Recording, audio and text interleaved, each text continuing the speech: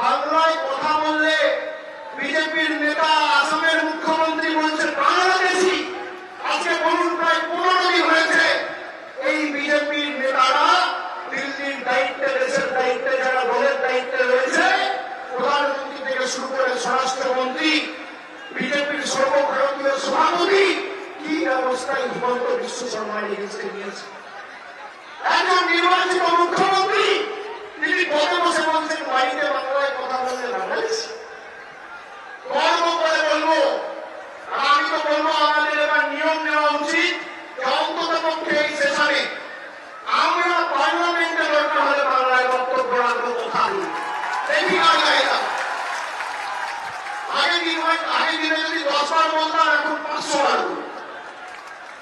তোমাদের কথায় তৃণমূল কংগ্রেসের বাংলার মানুষ উঠবে, বুঝবে আমরা বাংলার সন্তান, গুজরাট উত্তরপ্রদেশের নয়। আমরা বর্ষপাত করবো না, আমরা মেরুদণ্ড বিক্রি করবো না, আমরা আত্মসমর্পণ করবো না। গলা কেটে দিলেও জয় বাংলা বেরোবে, তৃণমূল কংগ্রেস বেরোবে।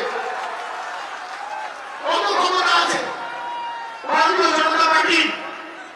একদিকে ইডিকে লাগিয়ে বিরোধী দলের নেতাদের স্তব্ধ করা, আর একদিকে ইলেকশন কমিশনকে লাগিয়ে মানুষের ভোটাধিকার কেড়ে নেওয়া।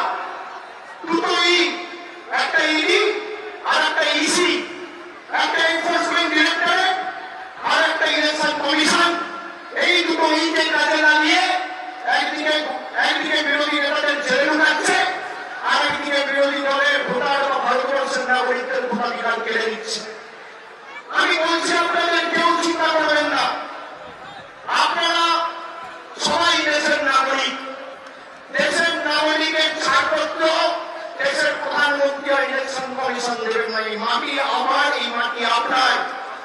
যে কথায়, যে ভাষায় আপনি জন্মের পর কথা বলতে শিখেছেন, যে ভাষায় মা বলেছেন, যে ভাষায় বাবার সাথে কথা বলেছেন, যে ভাষায় আপনার প্রথম প্রেম ভালোবাসা, সেই ভাষাকে বিজেপি বৃদ্ধাঙ্গুষ্ঠ দেখিয়ে আমাদের অপমানিত করবে।